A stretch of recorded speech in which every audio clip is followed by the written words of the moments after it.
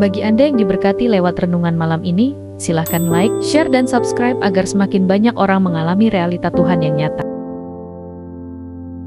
Kitab Yosua, pasal yang pertama, ayat yang ke-8 menuliskan, "Janganlah engkau lupa memperkatakan kitab Taurat ini, tetapi renungkanlah itu siang dan malam, supaya engkau bertindak hati-hati sesuai dengan segala yang tertulis di dalamnya.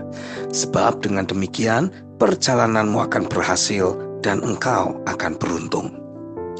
Jelas sekali, Tuhan tidak pernah memerintahkan kita untuk melakukan hal yang susah-susah atau yang berat-berat.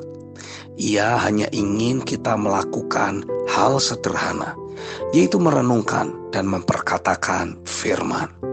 Suatu hal yang pada umumnya semua orang bisa lakukan, yaitu membaca, merenungkan, dan berkata-kata.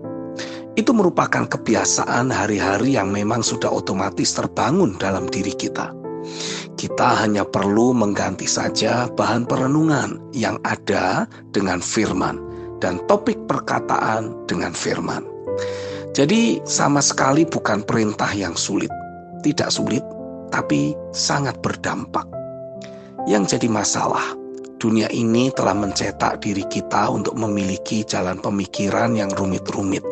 Contoh, untuk berhasil diperlukan kerja keras, memeras keringat, putar otak.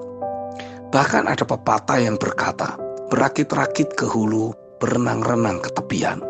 Bersakit-sakit dahulu, barulah bersenang-senang kemudian. Sadarlah kita, begitu banyak filosofi dunia yang pada dasarnya sangat bertentangan dengan kebenaran firman Tuhan. Jadi tolaklah filosofi dunia tersebut. Saya menyadari, hidup kita ini jadi begitu rumit karena dimulai dari pikiran yang rumit. Seandainya kita berfokus untuk kembali hanya merenungkan firman dan memperkatakan firman itu, maka otomatis hidup kita akan mengalami realita dari kedahsyatan firman itu sendiri. Itulah yang Yosua alami. Ia dituntun oleh Roh untuk hidup dari percaya. Ya, sesederhana itu saja, percaya. Bangsa Israel yang dipimpin oleh Yosua bukanlah bangsa yang jago berperang. Mereka takluk oleh bangsa Ai yang terbilang sebagai bangsa yang lemah di Kanaan ketika mereka tidak taat kepada Tuhan.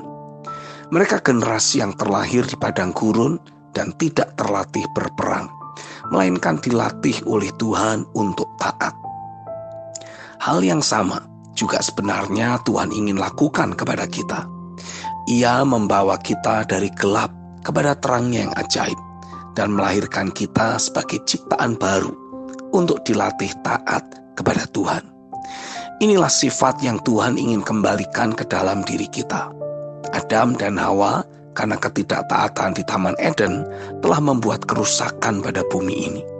Sedangkan Kristus oleh ketaatannya telah membuat pemulihan segala sesuatu. Kita bukan lagi keturunan Adam, melainkan keturunan Kristus. Sudah sewajarnya sifat ketaatan itu ada dalam diri kita.